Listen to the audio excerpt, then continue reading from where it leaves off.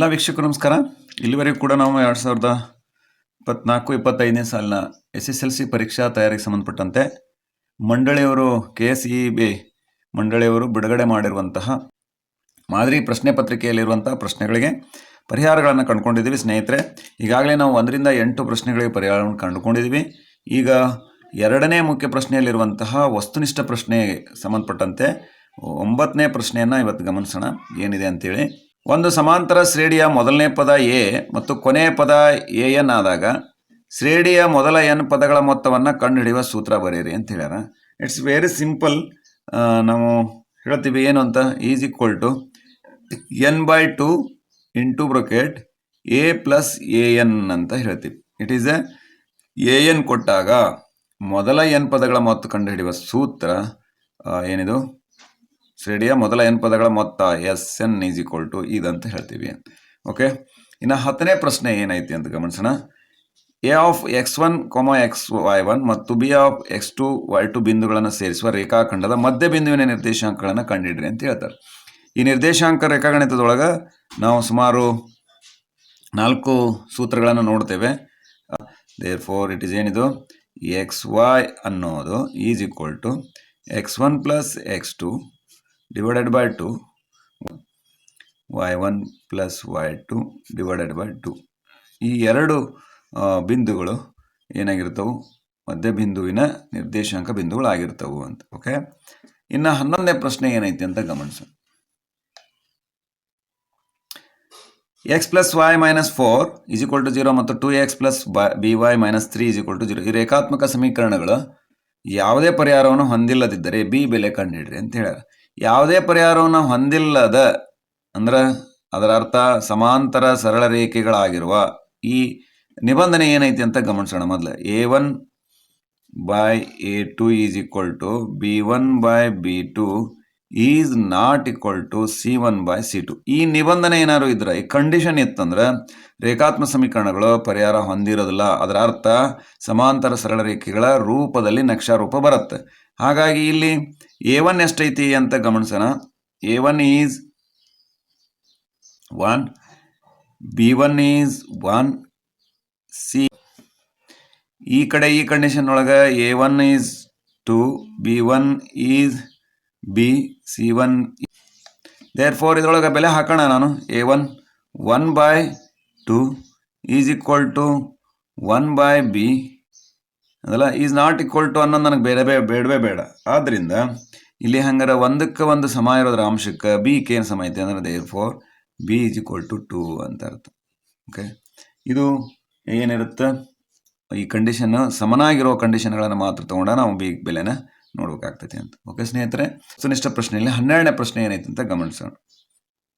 ನೋಡ್ರಿ, 24 ಮೀಟರ್ ಮತ್ತು 36 ಮೀಟರ್ ಉದ್ದವಿರುವ ಸಲಾಕೆಗಳನ್ನು ಪೂರ್ಣವಾಗಿ ಅಳೆಯಬಹುದಾದ ಸಲಾಕೆಯ ಗರಿಷ್ಠ ಉದ್ದವನ್ನು ಕಂಡುಹಿಡ್ರಿ ಅಂತ ಹೇಳ್ಯಾರ. ನೋಡ್ರಿ, ಇದರ ಅರ್ಥ ಏನು, 24 ಮೀಟರ್ ಮತ್ತು 36 ಮೀಟರ್ ಉದ್ದವಿರುವ ಸಲಾಕೆಗಳನ್ನು ಪೂರ್ಣವಾಗಿ ಅಳೆಯಬಹುದಾದ ಸಲಾಕೆಯ ಗರಿಷ್ಠ ಉದ್ದ ಅಂತ ಕೇಳ್ಯಾರ. ಇಟ್ ಮೀನ್ಸ್ ನೋಡ್ರಿ, ಕನ್ಫ್ಯೂಷನ್ ಮಾಡ್ತಾರೆ. ಇಟ್ ಇಸ್ ಅಪ್ಲೈಡ್ ಪ್ರಶ್ನೆ. ಇದರಲ್ಲಿ ಏನು ಮಾಡಬೇಕು, ಗರಿಷ್ಠ ಉದ್ದ ಅಂದ್ರೆ ಅದರ ಅರ್ಥ ಮಾಸ ಕಂಡುಹಿಡಿಬೇಕು. ಹಾಗಾಗಿ 24 ಇದರ ನಾವು ಅವಿಭಾಜ್ಯ ಅಪವರ್ತನಗಳಿಂದ ನಾವು ಭಾಗಿಸ್ತಾ ಹೋಗೋಣ. 2 2 12, 2 6 ಮತ್ತು 2 3 3 1.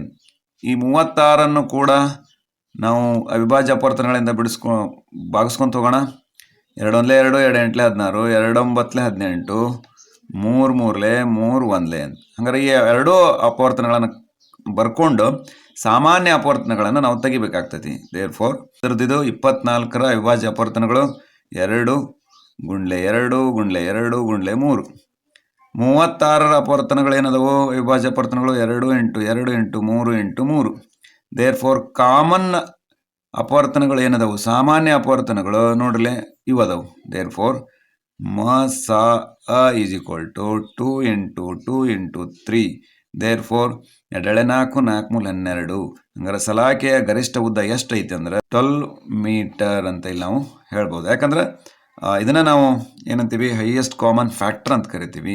ಗರಿಷ್ಠ ಉದ್ದ ಅಂದ್ರೆ ಇದರ ಅರ್ಥ ಇವೆರಡರಲ್ಲೂ ಕೂಡ ಗರಿಷ್ಠ ಸಾಮಾನ್ಯ ಅಪವರ್ತನಗಳು ಯಾವುವು, ಮಹತ್ತಮ ಅಂದ್ರೆ ದೊಡ್ಡದು, ಸಾಮಾನ್ಯ ಈ ಸಾಮಾನ್ಯಗಳಲ್ಲಿ ಅಪವರ್ತನಗಳಲ್ಲಿ ದೊಡ್ಡದು ಅಪವರ್ತನ ಯಾವುದು ಅಂದ್ರೆ 12 ಅಂತ. ಇವೆರಡರಲ್ಲೂ ಕೂಡ 12 ಅಂತ. ನೋಡಿ 13ನೇ ಪ್ರಶ್ನೆ ಗಮನಿಸೋಣ. ಒಂದು ಘನಗೋಳದ ಮೇಲ್ಮೈ ವಿಸ್ತೀರ್ಣವನ್ನು ಕಂಡುಹಿಡಿಯುವ ಸೂತ್ರ ಅಂತ. ಒಂದು ಘನಗೋಳದ ಪಾರ್ಶ್ವ ಮೇಲ್ಮೈನೂ ಅದೇ ಆಗಿರ್ತೈತಿ ಮತ್ತು ಪೂರ್ಣ ಮೇಲ್ಮೈನೂ ಅದೇ ಆಗಿರ್ತೈತಿ. ದೇರ್ ಫೋರ್ ಇಲ್ಲೇನಿಲ್ಲ 4πr ವಿಸ್ತೀರ್ಣ 4πr ಸ್ಕ್ವೇರ್ ಆಗಿರ್ತೈತಿ ಅಂತ. ದೇರ್ ಫೋರ್ ಇಲ್ಲಿ ಪಾರ್ಶ್ವ ಮತ್ತು ಪೂರ್ಣ ಅಂತ ಏನು ಡಿಫ್ರೆನ್ಸಿಯೇಟ್ ಇರಲ್ಲ ಗೋಳದೊಳಗೆ, ಹಂಗಾಗಿ ಇಟ್ ಇಸ್ ಎ ಫೈನಲ್ ಅಂತ. ಇನ್ನು 14th ಕ್ವಶನ್ಸ್ ಏನೈತಿ, P of X is equal to x² + 7x + k. ಈ ಬಹುಪದೋಕ್ತಿಯ ಒಂದು ಶೂನ್ಯತೆಯು 2 ಆದರೆ ಕೆಯ ಬೆಲೆಯನ್ನು ಕಂಡುಹಿಡ್ರಿ ಅಂತ ಹೇಳ್ಯಾರ. ಅಂದ್ರೆ ಅವುಗಳ ಮೊತ್ತ ಮತ್ತು ಗುಣಲಬ್ಧಗಳ ರಿಲೇಷನ್ ಅನ್ನು ನಾವು ನೋಡ್ಕೊಂಡ್ವಿ ಅಂದ್ರೆ ಏನಾಗಿರ್ತೈತಿ, alpha plus beta is equal to -b/a, alpha into beta is equal to c/a ಅಂತ ನಮ್ಗೆ ಒಂದು ಏನು ಆಲ್ರೆಡಿ ಈಗ ನಮ್ಗೆ ಗೊತ್ತಿದೆ. ಮೂಲಗಳ ಮೊತ್ತ -b/a, ಗುಣಲಬ್ಧ c/a.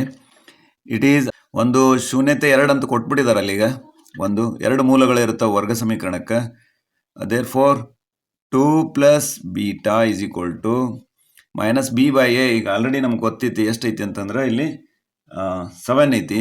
7b 7 ಐತಂದ್ರೆ -b/a ಅಂತಂದ್ರೆ ದಿಸ್ ಈಸ್ 1 ಅಂತ. Therefore beta is equal to -7, ಈ 2 ಈ ಕಡೆ ಬಂದ್ರೆ -2, ದೇರ್ ಫೋರ್ -9. ಇದರಲ್ಲಿ ನಾವು ಬೆಲೆ ಆದೇಶ ಮಾಡೋಣ. ಆಲ್ರೆಡಿ ಇಲ್ಲಿ ನಮ್ಗೆ ಗೊತ್ತೈತಿ alpha is 2, beta it is -9 is equal to c/a ಅಂತಂದ್ರೆ ಆಲ್ರೆಡಿ ನಮಗೆ ಕೆ ಐತಿ. ಅವುಗಳ ಗುಣಲಬ್ಧ ನಮಗೆ ಆಲ್ರೆಡಿ ಗೊತ್ತೈತಿ ಏನಂತ, ಕೆ ಕೊಟ್ಬಿಟ್ಟಾರೆ ಅವರು. ದೇರ್ ಫೋರ್ ಕೆ ಹಂಗಾರೆ -18 is equal to K. Therefore K is equal to -18. -18 ಇದರ ಬೆಲೆ ಆಗಿರ್ತೈತಿ ಅಂತ. ಓಕೆ, ಇನ್ನು ನೆಕ್ಸ್ಟ್ 15th ಒನ್ ಏನೈತಿ ಅಂತ ಇಲ್ಲಿ ನಾವು ಗಮನಿಸೋಣ.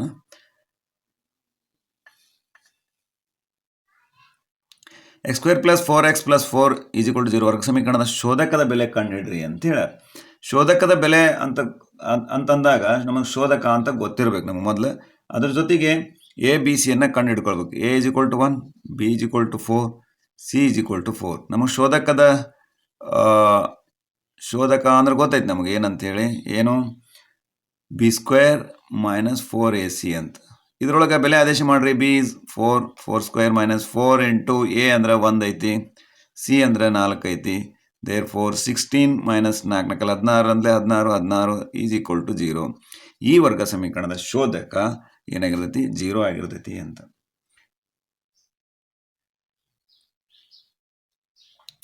ಓಕೆ, ನಿಮ್ಗೆ 16th ಒಂದು ಏನೈತಿ ಅಂತ ಗಮನಿಸೋಣ. ಚಿತ್ರದಲ್ಲಿ ಓಕೆ ಅಂದ್ರೆ ಐತಿ. ಸಿ ಎ ಮತ್ತು ಸಿ ಬಿಗಳು ವೃತ್ತಕ್ಕಿಳಿದ ಸ್ಪರ್ಶಕ ಆಗ್ಯವು. ಎ ಮತ್ತು ಬಿಗಳು ಸ್ಪರ್ಶ ಬಿಂದುಗಳಾಗ್ಯವು. A B is equal to A C, A B is equal to ಇದಕ್ಕೆ ಇದು ಸಮ ಐತಿ ಅಂತ ಹೇಳ್ಯಾರ. ಆದರೆ ಓ ಎ ಬಿ ಇದನ್ನು ಕಂಡುಹಿಡಿ ಅಂತ ಹೇಳ್ಯಾರ. ಇಟ್ಸ್ ವೆರಿ ಸಿಂಪಲ್ ಸ್ನೇಹಿತರೆ.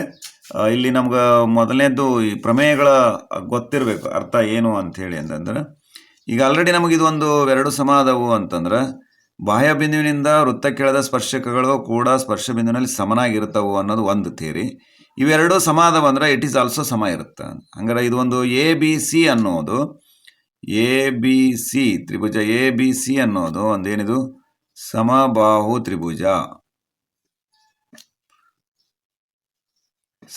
ತ್ರಿಭುಜ. ಹಾಗಾಗಿ ಪ್ರತಿಯೊಂದು ಸಮಬಾಹುವಿನ ತ್ರಿಭುಜದಲ್ಲಿ ಪ್ರತಿಯೊಂದು ಕೋನದ ಅಳತೆಯು 60 ಡಿಗ್ರಿ ಸಮ ಇರುತ್ತೆ. ನಮಗೆ ಇದನ್ನು ಕಂಡು ಹಿಡಿಬೇಕಾಗೈತಿ ಅಂದ್ರೆ ನಾವಿಲ್ಲಿ ಹಂಗಾರೆ ಪ್ರತಿಯೊಂದು ಕೋನ, ನನಗೆ ಈ ಕೋನ ಕಂಡು ಹಿಡಿಬೇಕಾಗಿದೆ ಅಂದ್ರೆ ಈ ಕೋನವನ್ನು ನಾನು ಬರ್ಕೊಳ್ತೀನಿ. ಏನಂತ, ಕೋನ್ B A C is equal to 60 degree. ಯಾಕಂದ್ರೆ ಒಂದು ಸಮಬಾಹು ತ್ರಿಭುಜದಲ್ಲ ಪ್ರತಿಯೊಂದು ಕೋನದ ಅಳತೆ 60 ಡಿಗ್ರಿ. ಹಂಗಾರೆ ಇಲ್ಲಿ ನೋಡ್ರಿ ಕೋನ್ O A C is equal to 90 degree ಅಂತ ನಾನು ಹೇಳ್ತೀನಿ. ಹೆಂಗೆ ಅಂದ್ರೆ ಸ್ಪರ್ಶಕವು ಸ್ಪರ್ಶ ಬಿಂದುವಿನಲ್ಲಿ ಎಳೆದ ತ್ರಿಜ್ಯವು ಸ್ಪರ್ಶಕಕ್ಕೆ ಲಂಬವಾಗಿರುತ್ತದೆ ಅಂತ ಹೇಳಿ ನಮಗೆ ಒಂದನೇ ಪ್ರಮೇಯ ಹೇಳ್ತೈತಿ.